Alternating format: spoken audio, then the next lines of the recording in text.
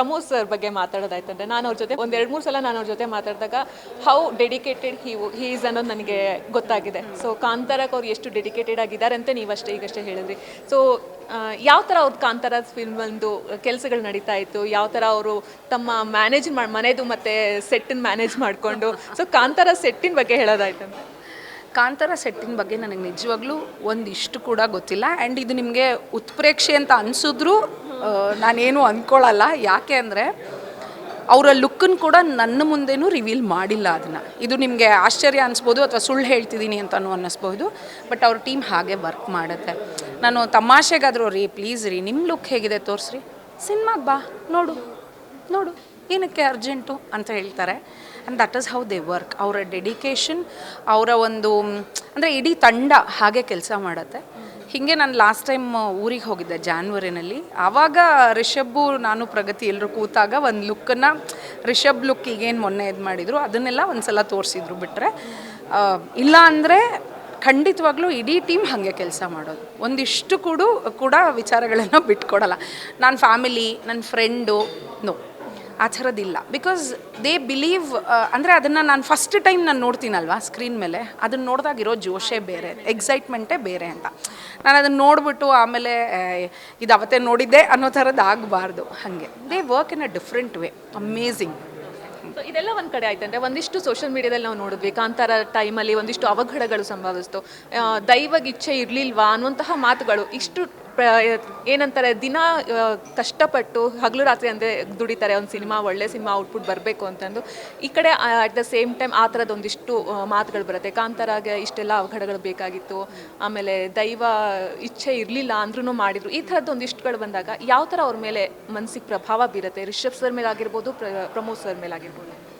Actually ಈ ವಿಚಾರಗಳು ಅವರೇ ಮಾತಾಡಿದ್ರೆ ಚೆಂದ, ನಾನು ಮಾತಾಡಿದ್ರೆ ತಪ್ಪಾಗುತ್ತೆ. ಯಾಕೆ ಅಂದರೆ ಖಂಡಿತವಾಗ್ಲೂ ಆ ಸ್ಥಳದಲ್ಲಿ ನಿಂತು ಅನುಭವಿಸಿರೋದು ಅಥವಾ ಆ ಕೆಲಸವನ್ನು ಮಾಡಿರೋದು ಅವ್ರುಗಳು.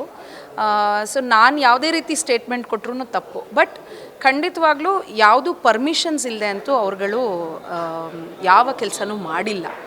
ಅದನ್ನು ಫ್ರೆಂಡ್ ಅಂತ ಹೇಳ್ತಾ ಇಲ್ಲ, ಎಲ್ಲವೂ ಪರ್ಮಿಷನ್ಸ್ ತೊಗೊಂಡು ಯಾವುದು ಅದು ನಮ್ಮ ಫ್ಯಾಮಿಲೀಸ್ ಆಗಿರ್ಬೋದು, ಅವ್ರ ಫ್ಯಾಮಿಲೀಸ್ ಆಗಿರಬಹುದು, ದೈವದ ನುಡಿ ಅಥವಾ ಮತ್ತೊಂದು ಇದನ್ನು ತುಂಬ ನಂಬ್ತೀವಿ. ಆ ಪರ್ಮಿಷನ್ಸ್ಗಳನ್ನು ತೊಗೊಂಡೇ ಹೋಗ್ತಾರೆ. ಸೊ ಯಾವುದೇ ರೀತಿ ಅವಘಡಗಳು ಮತ್ತೊಂದು ಆ ಥರದ್ದು ಏನೇ ಒಂದು ಸಣ್ಣ ಪುಟ್ಟದೇನೋ ಇದಾದ್ರೂ ಅವೆಲ್ಲವನ್ನು ಮೀರಿ ಅಂದರೆ ಏನು ಹೇಳ್ತಾರೆ, ಕೆಲಸ ಮಾಡುವಂಥ ಶಕ್ತಿ ಆ ದೈವ ಕೊಟ್ಟಿದೆ, ಅದನ್ನು ಮಾಡ್ಕೊಂಡು ಬಂದಿದ್ದಾರೆ.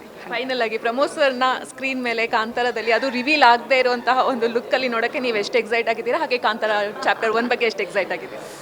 ತುಂಬ ಎಕ್ಸೈಟ್ ಆಗಿದ್ದೀನಿ. ಐ ಆಮ್ ಲೈಕ್ ಅಂದರೆ ನನಗೇನು ವಿಚಾರನೇ ಗೊತ್ತಿಲ್ವಲ್ಲ. ಸೊ ಹಾಗಾಗಿ ಕೆಲವೊಬ್ರು ಅಂದ್ಕೋತಾರೆ, ನೋಡು ಹೆಂಡತಿಗೆ ವಿಚಾರನೇ ಹೇಳಿಲ್ಲ ಅನ್ನೋ ಥರದ್ದು ಅಂದ್ಕೊಂಡಿರ್ತಾರೆ. ಬಟ್ ನಮ್ಮಿಬ್ಬರಲ್ಲಿ ಮಾತುಕತೆ ಆಗೋ ರೀತಿನೇ ಬೇರೆ.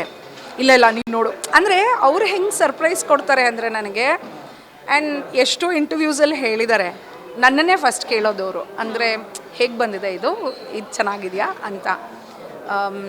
ಅದು ಲಾಫಿಂಗ್ ಬುದ್ಧ ಆಗಿರಬಹುದು, ಅಥವಾ ಬೆಲ್ ಬಾಟಮ್ ಮಾಡಿದಾಗಿರಬಹುದು, ಮಲಯಾಳಂ ಸಿನಿಮಾ ಮಾಡಿದಾಗಿರಬಹುದು, ಯಾವ ಸಿನಿಮಾ ಮಾಡಿದ್ರು ಫಸ್ಟ್ ನನ್ನ ಹತ್ರನೇ ಕೇಳ್ತಾರೆ, ಇದರಲ್ಲಿ ಪರ್ಫಾರ್ಮೆನ್ಸ್ ಹೇಗಿತ್ತು, ಇದು ತುಂಬ ಹಿಂಗಿತ್ತು ಅಥವಾ ಚೆನ್ನಾಗಿತ್ತು. ಅದನ್ನು ನಾನು ಹೇಳಿ ಹೌದಾ ಅಂತಾರೆ.